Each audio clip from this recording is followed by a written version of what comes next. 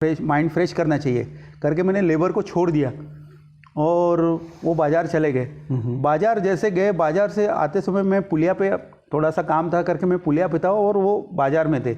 बाज़ार से वो गए तो और जैसे मैं पुलिस स्टेशन में, हम पुलिस स्टेशन में ही रहते थे उनके इसमें, जैसे पुलिस स्टेशन में गए तो देखा पुलिस स्टेशन में तो ये सब लेबर जो है वो अपने गठड़े यानी जो सामान था वो बांध के बिल्कुल रेडी थे। मैं बोला क्या हो गया? नहीं हमको जाना है, बोले हम काम नहीं करेंगे।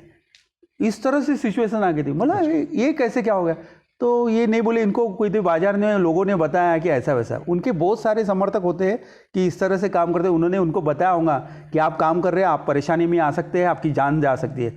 तो वो डर के मारे हो गए। तो फिर हमने बोला अब क्या करते? मैंने उनको समझाया पर वो समझने को खाली नहीं थे। फिर हमारे वहाँ के जो पीआई थे, हमारे मित्र थे, तो उन्होंने उनको बोला कि देखो आप ऐसा काम छोड़ के जा नहीं सकते, अगर आप जाते हैं तो मैं भी आपके ऊपर कार्रवाई करूँगा। तो उनको थोड़ा सा डराया धमकाया इधर से भी, तो फिर वो काम पे आ गए। पर उस दिन से उनके जो माइंड था, जो काम करने की जो एक माइंड उन्होंने बनाया था, वो थोड़ा सा वो डिस्टर्ब हुआ था, क्योंकि उनको भी ऐसे लग रहा था कि हमारी जान ना चली जाए। बराबर है। तो ये इस तरह से बहुत सारे दहशत में दहशत में काम कर रहे थे। तो बहुत सारे ऐसे प्रयास उन्होंने किए, पर ये वो सब प्रयासों के बावजूद वो जिस दिन पुल बना, वो आज भी मेरे को याद है। वो पुल मेरा बर्थडे था 17 में, 7 दिसंबर को मेरा बर्थडे था। उसी दिन मैं वो लोगों के लिए उसको कंप्लीट करके छोड़ दिया कि आज से ये पुल वो लोगों के लिए समर्पित हो गया। और वो पुलिया का एक ऐसा ये भी अच्छा आया कि हम लोग काम करते थे तो सब वो सीआरपीएफ वाले, जिला पुलिस वाले हमारे साथ थे। तो उनको लगता था ये कोई ठेकेदार लोग है, क्योंकि उनको पता नहीं रहता कि वो अपने सिक्योरिटी में अपने अपने पॉइंट पकड़ लेते थे, वहाँ तक जाते थे। पर उन्होंने देखा कि ये बहुत मेहनत कर रहे, काम कर रहे हैं, उनको लगा कि ये ठेकेदार लोग होंगे, इनको गवर्नमेंट ने ठेका दिया होगा और ये कर रहे होंगे। पर उनको जिस दिन पता चला कि नहीं नहीं ये ठेकेदार नहीं, ये तो अच्छे पढ़े लिखे सब अच्छे घर के लड़के हैं, कोई प्राध्यापक है, तो उनको भी ऐसा अच्छा लगा कि अरे ये इतना अच्छा काम कर रहे हैं। उनके मन में एक भावना जागरूक। और जिस दिन मैंने कंप्लीट किया पुल, उसके बाद जब हम पुलिस थाने में एकत्रित हुए तो उन्होंने मेरे को एक ऑनर भी दिया, और वो ऑनर मेरे लिए सबसे बड़ा ऑनर था, क्योंकि उनको भी ऐसा लगा कि इतना बड़ा काम इन्होंने किया और करके दिखाया, ये बहुत बड़ी बात है। तो वो मेरे लिए बहुत अचीवमेंट था। और उस दिन मेरा बर्थडे भी था, मैंने किसी को बताया नहीं मेरा बर्थडे है करके, पर वो मेरा बर्थडे था। हाँ, मैंने बर्थडे में इससे ज़्यादा बड़ी गिफ्ट, हाँ इससे बड़ा गिफ्ट नहीं हो सकता कि अपन ने कुछ तो भी अपने ज़िंदगी में कुछ तो भी करके दिखाया और लोगों के लिए इतना बड़ा काम किया। क्योंकि उस वजह से 25 गाँव जो है वो उसको जुड़ गए, और 25 गाँव का जो 4 महीने का काम बंद होता था बरसात के दिनों में, स्कूलें बंद रहती थी, हेल्थ सेंटर सब बंद रहते थे, तो वो सब अभी खुले हो गए। और अभी भी आज भी जाते, मैं भी जब भी जाता हूँ तो बहुत सारे लोग मेरे को पहचानते हैं उस एरिया में। मैं बहुत कम लोगों को ऐसे पहचानता हूँ चेहरे से ऐसे, पर वो लोग, उनको पता है कि इन्होंने अपने लिए पुल बना के दिया था। तो आज भी वो लोग मेरे को देख के अच्छा लगता है उनको कि इन्होंने किया। देते हैं। हाँ, रिस्पेक्ट देते हैं।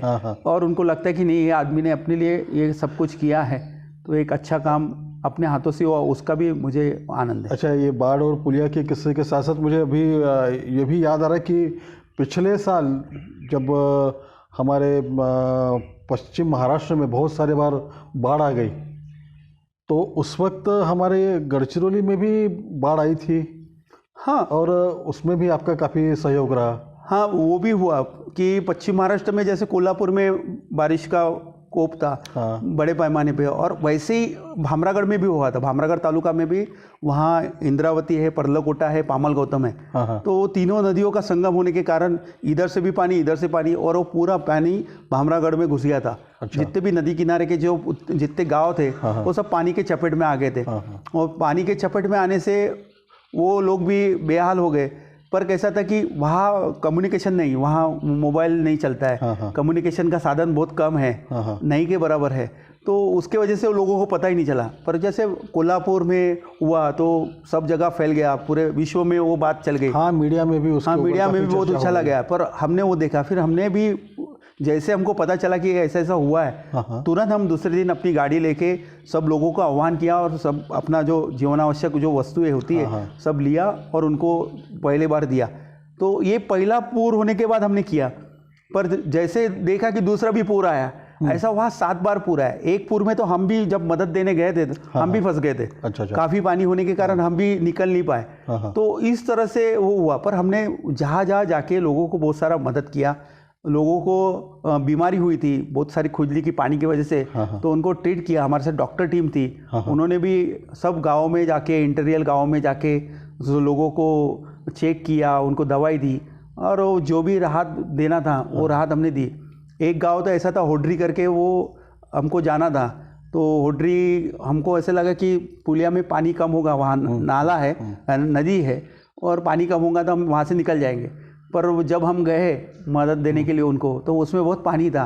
तो पानी था तो अब कैसे जाए करके, अब लेके तो आए इतना सारा लोगों के लिए तो देना है। तो हमने वहाँ गए तो देखा पानी है, तो फिर दूसरी जगह गए। तो एक जगह गाड़ी रखे, वहाँ से फिर 3 किलोमीटर तक जहाँ डोंगा था वो डोंगे में सामान रख के फिर उधर जाना था। तो इधर से 3 किलोमीटर हम वो पूरा सामान ढोते ढोते सर पे लेके, इतना सारा सामान था और पानी से जाके थोड़ा सा पानी उसमें निकल के फिर डोंगे के पास गए। और वो छोटा सा डोंगा था ऐसा कटोरी वाला तिरछा जो होता है, जो मतलब गाँव खेड़े में चलता है। हाँ, गाँव खेड़े में चलता है। मैं अभी तक इतने साल वहाँ गया पर मैं वो डोंगे में डर के मारे कभी नहीं बैठा, क्योंकि मेरे को ऐसे डर लगता था। मैं जब एक बार एनसीसी में था, मैं नासिक में कैंप में गया था, तो वहाँ वो हमारा नेवी उसमें बोट सेलिंग का होता है। तो उसमें एक ही आदमी बैठता है और उसमें बैठ गया था और गलती से मेरा बैलेंस चला गया, तो वो बोट ऊपर हो गई थी और मैं नीचे था। तो अच्छा हो गया वो लड़के जल्दी से दौड़ के आए करके मेरे को निकालने, तो मेरा वही काम भारी हो गया रहता। तो अभी इतने सारे काम आपको करना है, इसलिए तो वो डर मेरे मन में था, इस कारण मैं वो बोट में नहीं बैठता था।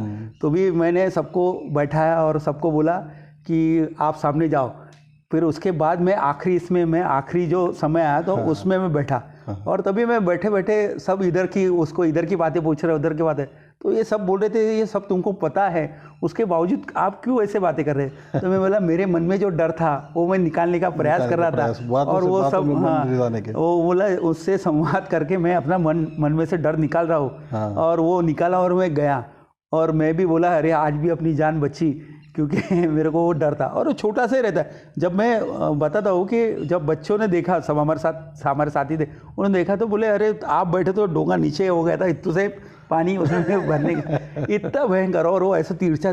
तो ये सब चीज़ें होती है। पर हमारा प्रयास वो था कि लोगों को कुछ भी करके मदद देना चाहिए, लोगों तक पहुँचना चाहिए, अपन ने उनके पास जाना चाहिए। और फिर कितनी भी दिक्कतें आए वो दिक्कतें हमने दूर करने का प्रयास हमारे माध्यम से किया। दत्ता जी, एक बात और मैं आपको पूछना चाहूँगा, जैसा ये नक्सलग्रस्त एरिया में तो आप करते हो काम और काफ़ी जोर खरोश के साथ करते हो, लेकिन साथ साथ मैंने सुना है कि नागपुर के पास एक बस्ती है जहाँ पर वो जो रास्ते में पड़ा हुआ जो कचरा रहता है, वो कचरा बीन कर गुजारा करने वाले लोगों की भी एक बस्ती है, वहाँ पर भी आप काम कर रहे हैं।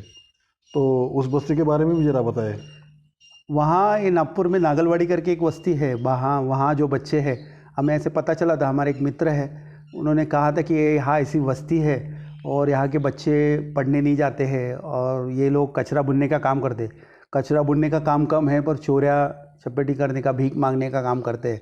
और इनका यही करने यानी उनका जो जीविका जो है इसके ऊपर ही चलती है। अच्छा। तो हम वो स्कूल में गए थे, एक 20-22 बच्चे थे वहाँ स्कूल में। और फिर हमने वहाँ के टीचर को पूछा तो बोले यहाँ 92 की स्ट्रेंथ है। अच्छा। और 20-22 ही बच्चे आते हैं। और वो भी हम जाते हैं तब कहाँ वो आते हैं। अच्छा। और बाकी बच्चे सब भीख मांगने, कचरा बुनने, चोरी करने ऐसे जाते। तो अरे बोला यहाँ भी कुछ काम करना चाहिए। और हमने फिर हमारे सब सदस्य से बात किया और सबको बोला कि ये ऐसा ऐसा काम है और अपन ने करना चाहिए। तो फिर हमने वहाँ भी अपना काम चालू किया। आज ऐसा हो गया कि गत 5 साल से हम वहाँ काम कर रहे हैं। वहाँ के बच्चे अभी स्कूल में अच्छी तरह से आते हैं। और चोरी करने नहीं जाते और भीख भी नहीं मांगते। अच्छा। क्योंकि हम उनको बोलते कि अरे आप भीख मांगोगे, चोरी करोगे तो हम आपको पढ़ाएंगे नहीं, आपको कुछ हम देंगे नहीं। तो उस वजह से वो आज भी भीख मांगने। हमें आज भी पता है कि हम उनके घर में जाते थे, वो लोगों को बोलते थे कि अरे आपके बच्चों को स्कूल में भेजो। तो उनके माता पिता बोलते थे हमें कि अरे आप एक काम करो, उनकी वो जो रोजी रोटी कमाते वो पैसे आप हमें दीजिए और खुशहाल आप अपने स्कूल में लेके जाइए। हम बोलते थे कि नहीं, हम पैसे तो नहीं देंगे, आपको भेजना है तो भेजिए। पर हमने बहुत सारे ऐसे प्रयास किए, वो लड़कों को इतना सारा प्रलोभन दिया कि वो हमारे कहने पे, यानी हमारे अपने माँ बाप की नहीं सुनते थे, हमारे पास ही आते थे। हमने बोला कि स्कूल में आना है तो स्कूल में आते थे। तो इस तरह से उनसे लगा हो गया और वो स्कूल में आना जैसे चालू कर दिया उन्होंने कंटिन्यू। फिर उनको शिक्षा देने का प्रयास हमने धीरे धीरे चालू है। आज भी हमारे पास वो नहीं बोले तो 60% बच्चे हमारे काबू में हैं। बाकी बच्चे आज भी उनका जीविका वो होने के कारण कहीं जाते हैं, घूमते हैं, पर वो प्रयास अभी कम हो रहा है। और उन लोगों को मेरे को भी बोला है कि इस तरह से आप ज़िंदगी काटोगे तो अच्छा नहीं रहेगा। तो ये भी हमारा प्रयास चालू है।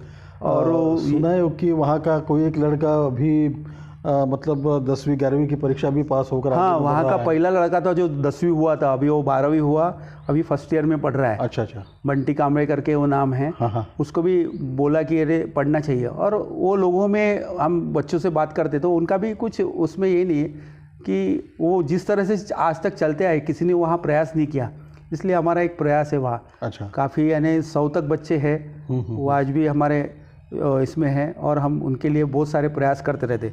जो भी मेरा नागपुर का समय है मैं वो समय उनके लिए देता हूँ और उनको क्या कर सकते हैं, उनको कैसे आगे ला सकते हैं, इसका प्रयास करते हैं। आपके दिल में सबसे ज़्यादा मतलब आपका जो प्रेरणा है वो है महाराज छत्रपति शिवाजी महाराज की। और इस शिवाजी महाराज के लिए आप एक कार्यक्रम जो कि पहले सिर्फ रायगढ़ पर होता था, उसके बाद दूसरे नंबर पर, अभी तो बहुत सारी जगह पे चालू हो गया, लेकिन दूसरे नंबर पर आपने नागपुर में चालू किया था। तो वो शिवराज्याभिषेक की आइडिया आपको कैसी आई? मतलब आपने वो कैसे ठाना कि ये नहीं, ये काम करना चाहिए? बहुत सारे हमने किताबें, मैं पहले ही बताया आपको कि हमें हमारे जो टीचर थे, हमारी जो क्लास नहीं होती थी उस समय हमारे को किताबें पढ़ के बताते थे। तो हमारे मन में भी ऐसी जिज्ञासा निर्माण हुई। अच्छा। छत्रपति शिवराय की जो किताब थी उन्हें हमें उनकी बहुत सारी जीवन के बारे में बताया कि इस तरह से राजा थे। और हम बाद में बड़े बड़े जैसे होते गए वैसे वो किताबें पढ़ते थे। किताबें पढ़ने के बाद, उनका जीवन चरित्र पढ़ने के बाद ऐसे लगता था कि उन्होंने बहुत बड़ा कार्य किया है और ऐसे ही कार्य अपन ने भी उनको देख के कार्य करना चाहिए। तो मन में बात होती थी। तो ऐसे एक दिन मैंने देखा कि कार्यक्रम होते हैं, जैसे हिंदू साम्राज्य दिनोत्सव बोलते थे उसको, शिवराज्याभिषेक को।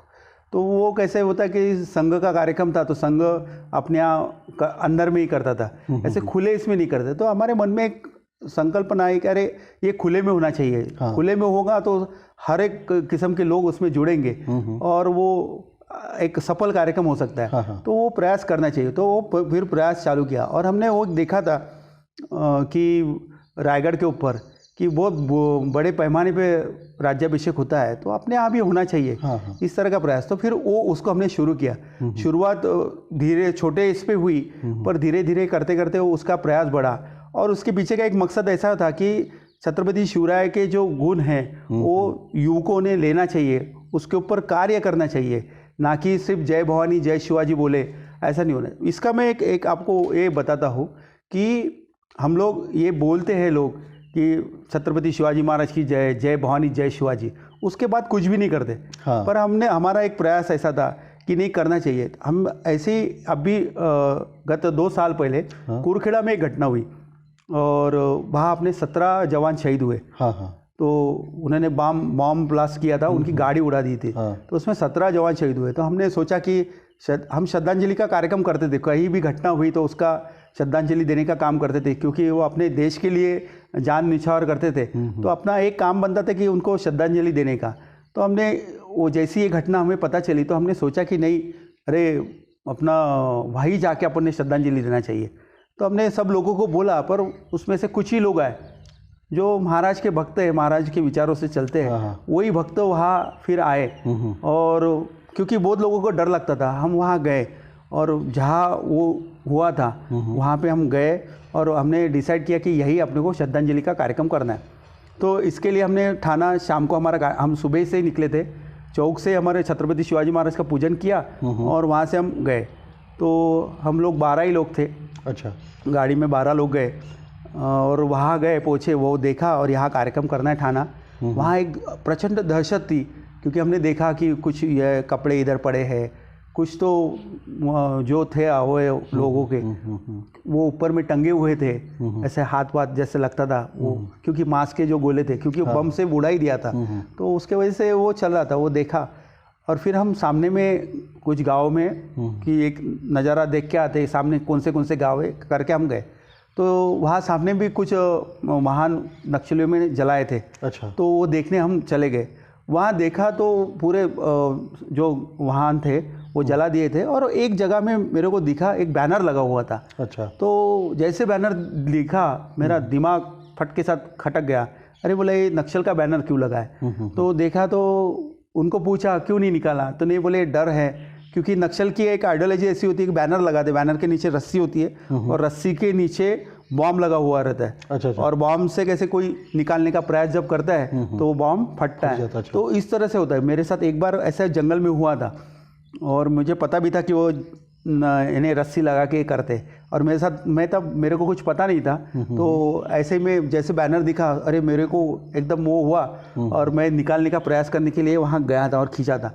तो अच्छा हुआ उसमें छोटा बॉम्ब डब्बे में ऐसा वो बना के था। अच्छा। और उसमें जो खिले जो रहते थे उस तरह के थे, तो उससे मेरे को ज़्यादा हानि नहीं हुई। पर वो ऐसा प्रयास करते, क्योंकि क्या करते हैं कि पुलिस जाती है, बैनर निकालने का प्रयास करती है, तो उसके लिए वो वहाँ कुछ बॉम्ब लगा के फिर वो रस्सी को रहते। तो मैंने जैसा वहाँ देखा बैनर लगा हुआ था, तो मैंने नीचे देखा उसकी रस्सी का, तो कुछ रस्सी बांधी हुई थी, गड़ी हुई नहीं थी। तो बोला ठीक है, मैंने फिर वो बैनर को निकाला वहाँ से और लेके आए, और बच्चों को सबको बोला कि इसको अपन यही जलाते। अच्छा। और हमने जैसे उसको निकाला और वहाँ लाया और उसको जलाया, और भारत माता की जय, नक्सलवाद मुर्दाबाद जैसे बोला, तो फटाफट जितने भी लोग थे वो घर में चले गए। अच्छा। और लोगों ने हमें बोला कि ये क्या कर रहे हैं आप, ऐसे करके। तो इतनी मन में उनके प्रचंड दहशत वो लोगों के बीच थी बारे में। हाँ। तो वो देखा, और ये सब हमारे साथ जितने भी मावड़े आए थे उन्होंने बिल्कुल जलाने का काम किया, वो बैनर जला दिए। और फिर आगे सामने आए तो और एक बैनर हमको मिला, एक बैनर तो हमने वहाँ जला दिया था। और वो लेके आए, और लेके आने के बाद फिर वो बैनर को हम, जहाँ श्रद्धांजलि का कार्यक्रम था, फिर हमने ठाना कि नहीं यहाँ श्रद्धांजलि होगी, हमने श्रद्धांजलि का कार्यक्रम किया, और फिर वो बैनर निकाला। और बैनर निकाला, और हमारे श्रद्धांजलि को कार्यक्रम को 40-50 लोग थे, तो सब जमा हुए, सब हुआ, कुछ 10-15 लड़के खड़े ही थे उधर साइड में, और हमने जैसे बैनर लगाया, निकाला और उसको जलाया, और भारत माता की जय जैसे बोला और नक्सलवाद मुर्दाबाद जैसे बोला, वो सब बच्चे गायब हो गए। अच्छा। विदिन सेकंड गायब हो गए बिल्कुल। उन्होंने तुरंत वो गाड़ी, तो आप सोच सकते हैं कि कितनी बड़ी पैमाने पे प्रचंड दहशत नक्सलियों की वो एरिया में है। तो ये जो थे, ये जो आए हुए थे, ये सब हमारे मावड़े थे, छत्रपति शिवराय के विचारों के थे, जो डरने वाले नहीं थे। हाँ। तो ये सब हुआ, तो यही मकसद हमारे उसके पीछे का था कि इस तरह के काम करने के लिए छत्रपति शिवराय के विचारों पर चलने वाले लड़के ये राष्ट्र में निर्माण होना चाहिए। सही बात। इसीलिए हमने ये कार्यक्रम की शुरुआत की, और यही प्रयास चल रहा है कि सिर्फ जय भवानी जय शिवाजी बोलने से नहीं होगा, तो आपको वहाँ कुछ काम करके भी दिखाना होगा। समाज में, समाज के हित का जो कार्यक्रम है, काम है, वो आपको करना जरूरी है। सही बात है। शिवराज्याभिषेक सोहळा के साथ साथ ही आप युवा चेतना मंच के माध्यम से और बहुत सारे काम करते हैं, थोड़ा सा उसके बारे में भी ज़रा विवरण बता देंगे तो ज़रा सुनने में भी अच्छा लगेगा। युवा चेतना मंच हमारी पहली संगठना है कि हम बहुत सालों से उसमें काम कर रहे हैं। हाँ। मेरे तरफ सेक्रेटरी का दायित्व है। हाँ। पर हमने उसके माध्यम से बहुत सारे समाज हित के जो कार्यक्रम हैं वो किए। मैंने उसमें किसानों की आत्महत्या के लिए, जो किसान आत्महत्या करते थे उसके बाद उसका कुछ नहीं होता था और आत्महत्या बढ़ती जाती थी, उसके लिए क्या प्रयास करना चाहिए। तो हमने स्वयं सिद्धा आत्मनिर्भर जो था, वो खुद ने ये जो है जितनी भी पत्नियां हैं, विधवा जो पत्नियां, उन्होंने आत्मनिर्भर होना चाहिए, इसके लिए प्रयास किए। उनको छोटे छोटे धंधे लगा के दिए, जो वो कर सकते हैं ऐसे लोगों, ऐसे करने के लिए हमने उनको प्रोत्साहित किया, वो साधन उनको दिए और आज भी वो कर रहे हैं। तो इससे क्या हो गया कि वो किसी के ऊपर निर्भर नहीं रह रहे, क्योंकि वो खुद का काम खुद कर रहे हैं। और गांव खेड़े में कैसा होता है कि एक 10 रुपये भी आपने रोज के कमा लिए तो बहुत बड़ी बात हो जाती है। अच्छा है। और वो अगर नहीं मिलते तो बड़ी दिक्कत वाली बात होती है कि क्या किया जाए। तो ऐसे टेंशन में वो आत्महत्या करते हैं। तो उनको भी हमने प्रयास किया। बहुत सारे समाज में जो अलग अलग चीज़ें थी, जैसे पीओपी है, पीओपी के बारे में अवेयरनेस है। हाँ। संस्कृति के बारे में है, संस्कृति का विडंबन जो चलता था, शायद वो मूर्तियों के बारे में शायद आप बोल रहे थे। वो तो अपनी जो मिरुनुकें निकलती थी उसमें विडंबन होता था कि लोग किस तरह से दारू पीते थे, हल्ला गुल्ला मचाते थे। औरतें वो मिरुनुक में नहीं जाती थी। तो हमने उसको भी ऐसे एक प्रयास करके उसको अच्छे इसमें लाने का प्रयास किया कि आज भी देखो आप जाएंगे तो शिस्तबद्ध पद्धति से मिरुनुक निकलती है। तो उसके लिए हमने स्पर्धा रखी, स्पर्धा के माध्यम से लोगों में जन जागृति हुई, उनको ये सब चीज़ें करने के लिए बाध्य किया। तो उसके वजह से आज वो अच्छी मिरुनुक निकलती है और हमारा काम चालू है। यानी ऐसे बहुत सारे जो काम हैं युवा चेतना मंच के माध्यम से हमने यहाँ नागपुर के बाहर बहुत जगह किया। और हमारी कैसी बहुत सारी शाखाएँ भी है ग्रामीण भाग में, नागपुर शहर में। तो वो शाखा के माध्यम से युवक हमारा काम करते रहते। अच्छा। ये आपने देखा होगा कि हमारे यहाँ इसके ऊपर लिखा है इतनी सी खुशी। तो ये हमारा स्लोगन ही है कि थोड़ा सा काम करना चाहिए। हम बहुत सारे जो कॉलेजेस स्टूडेंट होते हैं उनको आह्वान करते हैं कि आप हमसे जुड़िए, हमारे साथ आइए, आप अच्छा काम कीजिए। आपका जो थोड़ा सा समय है वो थोड़ा सा समय हमें दीजिए और वो थोड़ा सा समय हम आपको समाज में जो लोग यानी जो लोगों को कुछ मिलता नहीं उनके साथ बिताइए और जो खुशी आपको मिलेंगी उसको इतनी सी खुशी करके आप लेके जाइए। ज़्यादा कुछ काम करनी, क्योंकि बहुत बच्चों को पढ़ाई होती है, सब कुछ काम करना पड़ता है। तो उसमें इसलिए हमने हमारा जो ये है टैग ऐसा लगा दिया इसको लोगों कि इतनी सी खुशी। ये जितने भी प्रोजेक्ट है हमारे इतनी सी खुशी के नाम से चलते रहते। अच्छा, मैं फिर से आपको एक बार भामरागढ़ लेके चलूँगा क्योंकि आपका मेन कार्य वहीं पर है। सुना है आपने वहाँ पर वो जो हमारे राष्ट्रीय त्यौहार होते हैं जैसे 26 जनवरी और 15 अगस्त, तो उस वक्त भी आपने वहाँ पर कुछ विशेष कार्य किया है। वहाँ पर जो लोग थे उनके दिल से जो डर था ये तिरंगे के बारे में या हमारे राष्ट्रगान के बारे में, उसमें भी आपने काफ़ी कुछ काम किया है। हाँ, वहाँ कैसे 15 अगस्त 26 जनवरी जो है ये शहरों में होता था। वो ग्रामीण इलाके अंदर के इलाके में जो होते हैं वहाँ नहीं होता था। स्कूल में होता था। पर वहाँ भी कुछ होने के बाद स्कूल में भी जब तिरंगा फहराया जाता था तो उसको वो काला झंडा लगा देते थे। अच्छा। और उसका निषेध करते थे अपने त्यौहार का। अच्छा। इतना राष्ट्रीय त्यौहार का निषेध करते थे। मतलब 26 जनवरी को हमारे देश का झंडा ना लगाते हुए काला झंडा नहीं, अपना झंडा लगने के बाद उसको काला झंडा लगाते थे। अच्छा। और उसको कोई उतार नहीं पाता था क्योंकि इतनी डर थी प्रचंड। वो पुलिस जब जाती थी तभी उसको उतारते थे। पुलिस पहुंचने को कभी कभी 1 दिन भी लगता था, कभी कभी 2 दिन भी लगते थे। इस तरह से प्रचंड दहशत होती थी। तो हमने देखा कि यहाँ जन जागृति नहीं है। हम देखते थे कि शहरों में बहुत सारे बच्चे गाड़ी पे घूमते, तिरंगा लेके घूमते, पर वहाँ ऐसा माहौल नहीं था। तो फिर हमने बोला कि ऐसा माहौल इधर भी होना चाहिए क्योंकि ये भी हमारे भाई बहन हैं, हमारे भारत के नागरिक है। और ये क्यों नहीं करते? तो ये दहशत के कारण नहीं करते। तो हमने गांव-गांव में जाके 15 अगस्त 26 जनवरी मनाना शुरू किया। अच्छा। लोग यहाँ से हम बहुत सारे तिरंगे लेके जाते थे और एक गाड़ी पे बक्सा लगाते थे और अपने जो स्वतंत्र गीत हैं वो उस दिन वहाँ बजाते थे। लोगों को तिरंगा देते थे, तिरंगे के बारे में बताते थे कि ये क्या है क्या नहीं। और वो बच्चे भी खुशी से लेते थे। कुछ जगह ऐसे थे कि डर के मारे वो तिरंगे को हाथ भी नहीं लगाते थे। अच्छा। भाग जाते थे। और ऐसा ही एक प्रसंग था, हम एक बार गए थे तो गाड़ी लेके जा रहे थे, हमने गाड़ी को हमारे तिरंगा लगाया था। अच्छा। और तिरंगा लगाने के बाद हमारी गाड़ी अंदर की तरफ जा रही थी। 26 जनवरी का वो है। तो अंदर जाते समय हमको कुछ 2 लोग पीछे से आए गाड़ी पे और हमको रोका। उन्होंने बोले रुको रुको।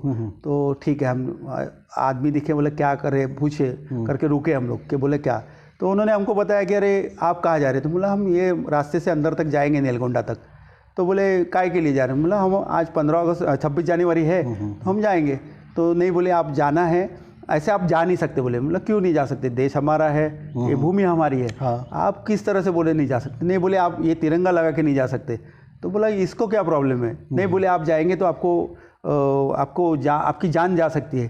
तो बोला कोई प्रॉब्लम नहीं हमें। नहीं, बोले आप तिरंगा निकाल लीजिए और फिर जाइए। मैं बोला नहीं, हम ऐसा नहीं करेंगे। ये तिरंगा आज सुबह चढ़ा है, ये शाम को ही निकलेगा। अच्छा। भले हमारी जान क्यों नहीं जाए। और वो उन्होंने बोला, हम अंदर गए।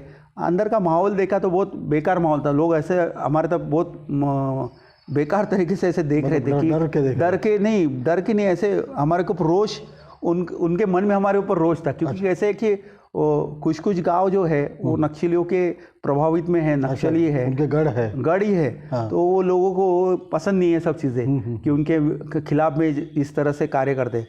पर हमने बोला कि हमको तो हमारा कार्य करना है और हम ये करके रहेंगे, इसमें हमारी जान जाए हमको कोई फ़र्क नहीं गिरेगा, पर हम तिरंगा लोगों को देते जाएं। इस तरह से हमने किया और एक 4-5 साल से हमारा प्रयास चल रहा है। हमारी बहुत साल से एक ऐसी तमन्ना थी कि एक तिरंगा यात्रा होना चाहिए। हमने एक दो बार निकाला, पर उसमें कुछ कम लोग ज़्यादा नहीं आते थे कि नागपुर से भी बहुत कम लोग आते थे। युवकों को बोलते थे तो उनको कैसे कि अपने मूड में रहते थे, उनको इधर में तिरंगा फहराने का मजा आता था, पर उधर चलने को उनके मन में डर था। उनके पेरेंट्स लोग बोलते थे अरे मत जाओ, तो इस कारणवश नहीं आते थे। पर इस बार हमने प्रयास किया, कुछ लोग हमारे साथ आए और हमने इस बार आलापल्ली से लेकर तो लाहेरी तक, लाहेरी एक लास्ट ये है पोस्ट है, अच्छा, यानी महाराष्ट्र का लास्ट पोस्ट है जहाँ पुलिस स्टेशन है, वहाँ तक हमने तिरंगा यात्रा निकाली। अच्छा। और काफ़ी लोग थे, नागपुर से भी अच्छे पैमाने पे लोग आए थे और वहाँ के भी कुछ लोग हमारे साथ जुड़े, आलापल्ली से, अच्छा, अहेरी से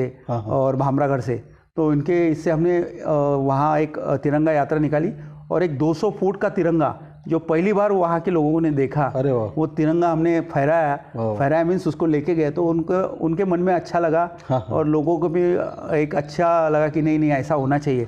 और एक अच्छा प्रयास उस माध्यम से चल रहा है। पर वो एक बात हमको वो बुरी लगती थी कि देश अपना है, तिरंगा अपना है, इसको विरोध क्यों किया जाता है, तो ये देखने को मिलता है। और ये जो सब बातें हैं वो शहर में नहीं पता चलता है कि किस तरह से वहाँ वो डर होता है। डर के मारे वो लोग उसको पसंद नहीं करते थे। एक बात मैं और पूछना चाहूँगा कि ये जो नक्सली लोग हैं, इनको अगर हमको मेन स्ट्रीम में लाना है तो आपके दृष्टि से सरकार ने इसके ऊपर क्या करना चाहिए, मतलब ताकि वो ये जो मतलब देश विरोधी कार्य जो है वो छोड़कर मेन स्ट्रीम में आ जाएंगे, लोगों के साथ मिलेंगे, लोगों के साथ लोगों का साथों साथ उस एरिया का भी एक अच्छा प्रगति हो जाए। तो इस दृष्टि में आप के विचार में क्या करना चाहिए सरकार को? सरकार अपनी तरफ से बहुत सारे प्रयास करती है, लोगों को जो भी नक्सल है उनको सरेंडर करने का प्रयास करती है, उनको कुछ चीज़ें मिलती भी है, पर वो उसमें असफल होते हैं। पर मेरे ख्याल से तो ऐसा प्रयास है कि नक्सल ख़त्म ऐसे नहीं हो सकते, नक्सल तभी ख़त्म हो सकते वहाँ डेवलपमेंट्स हो सकते हैं। और डेवलपमेंट्स में भी जो बच्चे हैं अगर उनको शिक्षित किया जाए और उनको पढ़ाया जाए, उनको सब जो भी संसाधन लगते हैं वो उनके तक पहुँचाया जाए, तो वहाँ लोगों के मन में सरकार के प्रति एक छवि अच्छी बनी रहेगी और वो भी इस कारणवश नक्सल में भर्ती नहीं होंगे। क्योंकि अभी थोड़ा कम होते हैं। हाँ, जन जागृति होना जरूरी, पर उसके लिए शिक्षण की भी रुचि बढ़ जाएगी। हाँ, रुचि बढ़ जाएगी और वहाँ डेवलपमेंट्स होना जरूरी है। तो ये करना हमने, इसीलिए वहाँ हम काम करते, तो हमने पहले ही बताया कि शिक्षण, आरोग्य और डेवलपमेंट्स इसमें करते, और हम शिक्षण के माध्यम से बच्चे पकड़ते, क्योंकि बच्चों को पकड़ना आसान होता है और बच्चों के माध्यम से हम उनके घर तक पहुंचते हैं। क्योंकि पहले एकदम उसके घर में नहीं पहुंच सकते, पर बच्चों को अगर खुश किया जाए तो बच्चे को सब चीज़ें दिए, तो उनको अगर बताया कि अरे इनके लिए ऐसा काम हम कर रहे हैं, तो वो खुश हो जाते हैं। तो खुश होते हैं, फिर उनके मन में हम विचार डाल सकते कि भाई ये अच्छा है, ये बुरा है, तो इस तरह से काम हो सकता है। तो इसके लिए ऐसा प्रयास करना जरूरी है। पर ये जो है डेवलपमेंट जब तक नहीं होते तब तक वहाँ की दिशा बदल नहीं सकती। अच्छा। और इसके लिए सरकार ने बहुत पैमाने पे डेवलपमेंट्स करना चाहिए, उनको जो चीज़ें लगती है वो सब देने का प्रयास अगर हुआ तो वहाँ से नक्सल का वाद जल्दी वहाँ से हट जाएगा।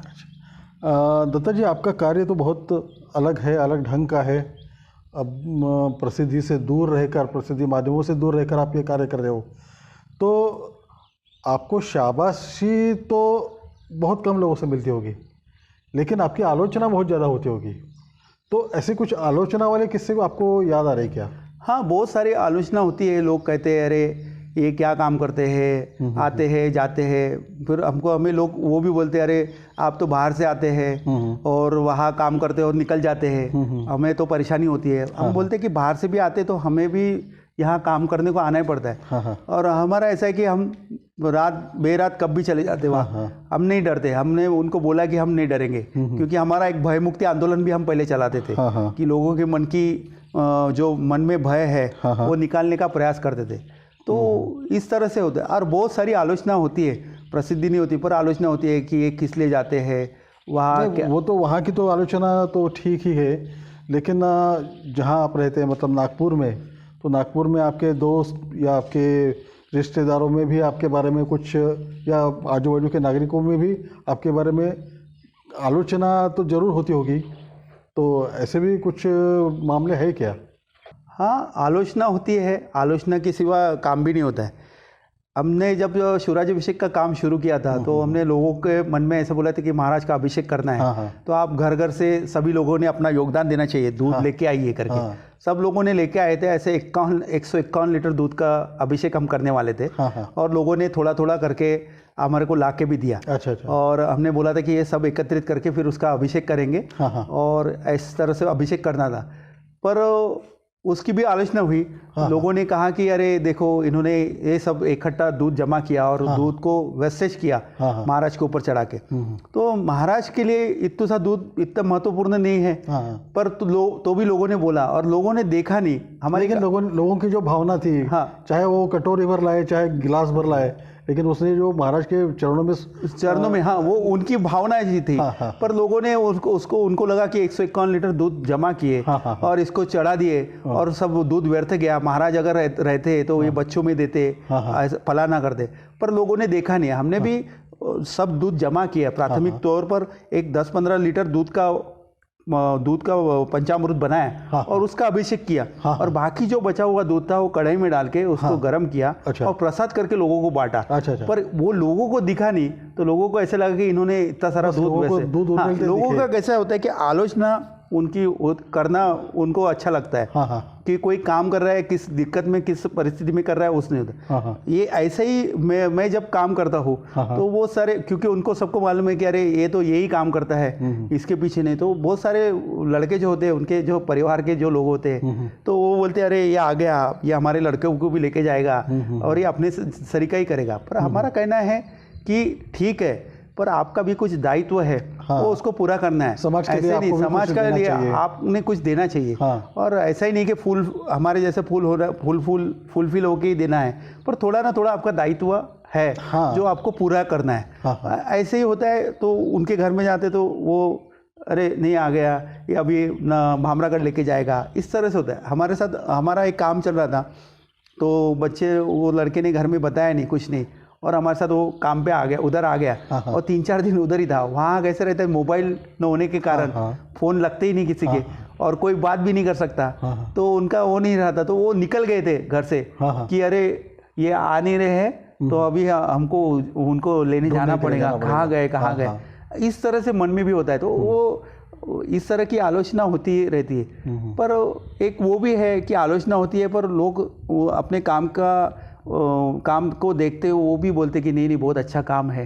पर वो एक आपने सुना होगा कहावत ऐसे है ना कि छत्रपति शिवाजी महाराज का जन्म हो तो वो दूसरे के घर में हो, मेरे घर में नहीं हो। इस तरह से लोगों का रवैया होता है। तो ये सब चीज़ें चलती रहती। दत्ता जी, और एक मैं आपको पूछना चाहूँगा कि मैंने सुना है कि आप वो जो आदिवासी लोग होते हैं उनको दवाई की सुविधा पहुँचाने के लिए आप काफ़ी कार्यरत रहते हैं। शायद आपके साथ 2-3 डॉक्टर्स लोग भी जुड़े हुए, तो उनके बारे में थोड़ा सा बताएंगे तो अच्छा रहेगा। हाँ, हमारे साथ कैसे कि एक इंजीनियर्स टीम और एक डॉक्टर टीम ऐसे इस तरह से काम करती है। अच्छा।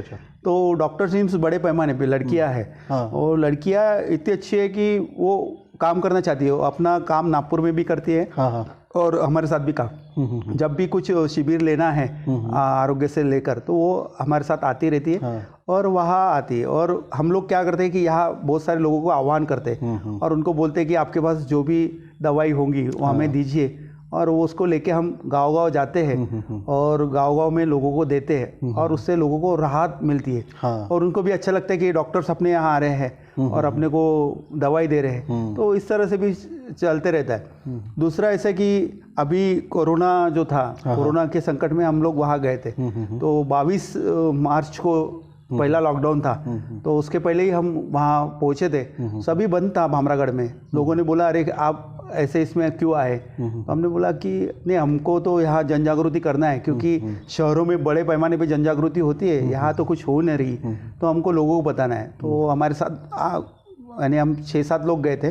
तो उसमें से कुछ लोगों ने डर के मारे, कोरोना का डर जाता, वहाँ उन्होंने देखा कि सब बंद है, ये है, वो उन्होंने दूसरे दिन ही अपना पैर निकाल लिया और वो वहाँ से निकल गए। अच्छा, बोले नहीं हम नहीं रुकेंगे, आपको रुकना है तो रुकिए। तो हमने बोला कि ठीक है आप जाइए, हम तो रुकेंगे। मैं और हमारे साथ हमारी सहकारी जो है डॉक्टर श्रुति, हम दोनों लोग रुके थे। और उस दिन हमने 22 तारीख को, क्योंकि 22 तारीख को ऐसा था लॉकडाउन था, सभी को घर में रहना था, पर वहाँ एक ऐसा जन जागृति चल रही थी कि डॉक्टर्स लोगों ने लोगों के घर तक जाना है। तो हमने भी बोला कि हमारे साथ में जो डॉक्टर थे उनको बोला कि अपने को ये कर्तव्य करना है। तो हमने सुबह ही अपनी बाइक निकाली, वहाँ एक टीचर से हमने बाइक लिया और वहाँ वो बाइक लेके हम सुबह 5 बजे निकल गए। अच्छा, 5 बजे निकले और हमारे साथ हमने साहित्य भी रखा था खाने का, क्योंकि कहीं कुछ मिलने वाला नहीं था, थोड़ा बहुत अपने साथ रख लिए जो हम बना के खा सकते थे। तो इस तरह से हम गए, गांव-गांव में गए, वहाँ हमने बैनर्स भी लेके गए थे। वो बैनर्स लगाए, लोगों को कोरोना के बारे में जानकारी दी। और फिर एक जगह एक खेत में गए, उनको बोला कि हमको आपका चूल्हा दीजिए, और चूल्हे में हमने हमारा खाने का जो था वो बनाया, थोड़ा सा खाया और पैक करके हम निकल गए। तो ऐसे करते करते हम यहाँ से छत्तीसगढ़ बॉर्डर चले गए। अच्छा, और नदी क्रॉस करके, नदी वहाँ डोंगा होता है और डोंगे में गाड़ी रख के हम छत्तीसगढ़ चले गए। और वो काफ़ी इलाका नक्सलियों का इलाका है, पर हम लोगों को तक गए, लोगों को सब दवाई दी, ये सब करते करते छत्तीसगढ़ गए। छत्तीसगढ़ में भी लोगों को दवाई दी और वहाँ से फिर वापस आए। वापस आते समय एक गांव में हमने दवाई दी और वो बच्चा उसका बीमार था, तो उसने पूछा ये वो, तो उसको दवाई दी, उसको बहुत अच्छा लगा। तो उसने पूछा हमको कि आप कब से निकले? तो हमने बोला कि सुबह से निकले हम लोग। तो बोले कुछ खाए क्या? तो बोला खाए का हमने थोड़ा सा बनाया था, वो था का? तो बोले नहीं रुको, आप खाना खा के जाइए। बोला नहीं समय हो जाएगा, एक 4-4:30 बजे थे, हमको निकलना भी था। बोला नहीं अपन रुकेंगे नहीं, क्योंकि हम वहाँ तक गए, अपने को बोला कुछ मिला नहीं। तो ऐसे मन में भी आया कि अरे नक्सल शायद ख़त्म हो गए होंगे। तो बोला अपने को किसी का दर्शन नहीं हुआ, क्योंकि वो इलाके नक्सल के लिए जाने जाते। तो हम वहाँ गए। वहाँ से वापस आते समय मर्दमलिंगा था एक गांव, वहाँ से हमने ऐसे जा रहे थे, मोड़ पे जंगल था, गाड़ी बहुत स्पीड में नहीं थी क्योंकि कच्चा रास्ते से चल रही थी, एक 20 की स्पीड में गाड़ी होगी, पर पूरा जंगल था। हम ऐसे देख देख के जा ही रहे थे, तो तुरंत में ऐसे एक मोड़ आया और मोड़ के सामने 2 आदमी खट के साथ खड़े हुए हमारे सामने, एकदम अचानक से। और अचानक से आने के कारण एकदम घबराहट मन में हो गई, अरे एकदम। तो देखा तो एक के हाथ में चाकू था और एक के हाथ में बंदूक थी। उन्होंने हमको रोका, हमने भी तुरंत ब्रेक लगा दी। गाड़ी में ही चला रहा था, डॉक्टर पीछे बैठे थे। और उन्होंने पूछा कि कहाँ जा रहे करके, तो हम बोला भामरागढ़। किस लिए गए थे? तो मैंने तुरंत देख लिया, अरे ये है। तो बोला ये प्रसंग अपने ऊपर आया हुआ है। ये ऐसा प्रसंग था जैसे छत्रपति शिवराय जब प्रतापगढ़ गए थे अफजल खान के इसमें, वैसा ही हमारे ऊपर प्रसंग आया। मैंने भी वो समय सूचकता रखते तुरंत बोल दिया कि हमारे पीछे डॉक्टर से और हम दवाखाना गए थे। जैसे डॉक्टर से बोला तो उन्होंने मोर्चा मेरे तरफ न रखते हुए पीछे में डॉक्टर की तरफ चले गए और उनको उन्होंने सवाल किए। डॉक्टर ने भी अपना नाम बताया, मैं डॉक्टर हूँ करके बताया, और उन्होंने अपनी दवाई सब ये दिखाया कि हम बांट रहे थे, ऐसा काम करते। तो भी उनको यकीन नहीं आ रहा था कि ये सही में डॉक्टर है क्या कर रहे हैं। तो फिर उन्होंने कुछ दवाई के नाम पूछे, कुछ बीमारी के बारे में पूछे कि इसके ऊपर कौन सी दवाई दी जाती। पर हमारे जो साथ में जो डॉक्टर थे वो बहुत होशियार अच्छे डॉक्टर्स है, क्योंकि यहाँ नागपुर में भी काम करते हैं और वो हमारे साथ वहाँ भी काम करते हैं। उन्होंने तुरंत उनको जवाब दिया और उनका फिर सेटिस्फेक्शन हुआ, तो उन्होंने जाने को बोला। और मेरा मुंह पूरा ढक के होने के कारण वो उनको पता ही नहीं चला कि मैं कौन हूँ। उनको लगा कि ये डॉक्टर है तो इसके साथ एक कंपाउंडर होगा और ये जा रहे डॉक्टर को वापस लेके जा रहे हैं। हाँ, वापस लेके जा रहे हैं। और उनका कैसे होता है कि डॉक्टर्स लोगों को वो कुछ नहीं करते, डॉक्टर पत्रकार जो होते उनको वो शायद परेशान नहीं करते। बाकी जनरल उनको ऐसा डर लगा कि ये पुलिस के आदमी है, पुलिस के लिए काम करते, तो ऐसे लोगों को वो छोड़ते नहीं। पर हमारा उस दिन वो डर मन में था कि अरे अपने को इन्होंने छोड़ दिया।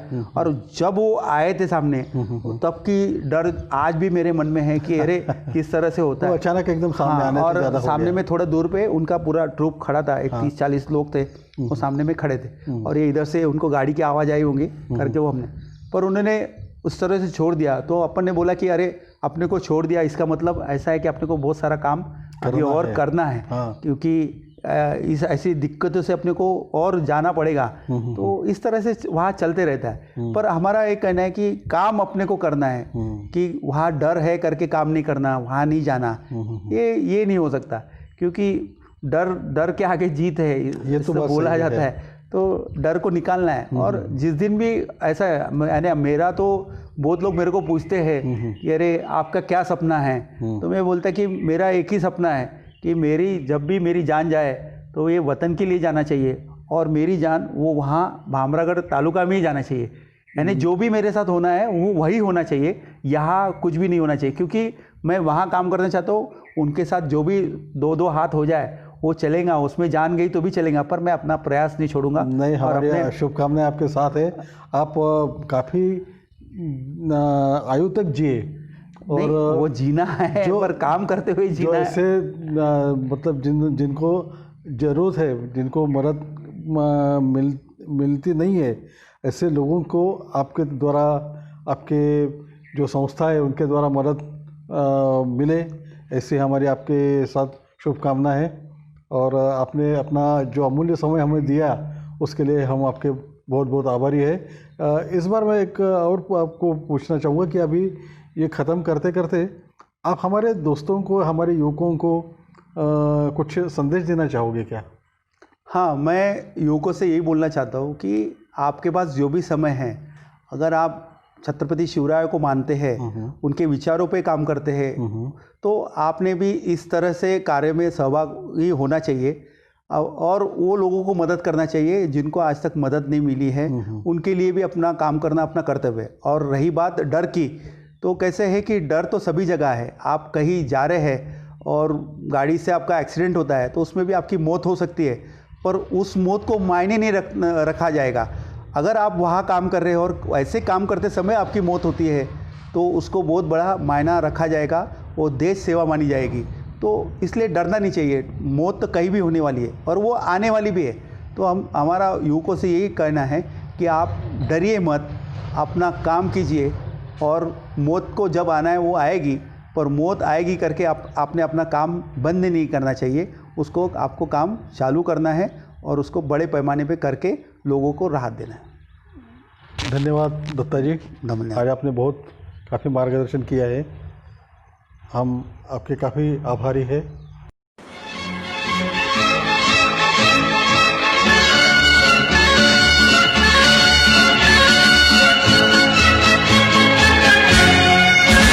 जिंदगी एक सफर है सुहाना, यहाँ कल क्या हो किसने जाना। जिंदगी एक सफर है सुहाना, यहाँ कल क्या हो किसने जाना। जिंदगी एक सफर है सुहाना।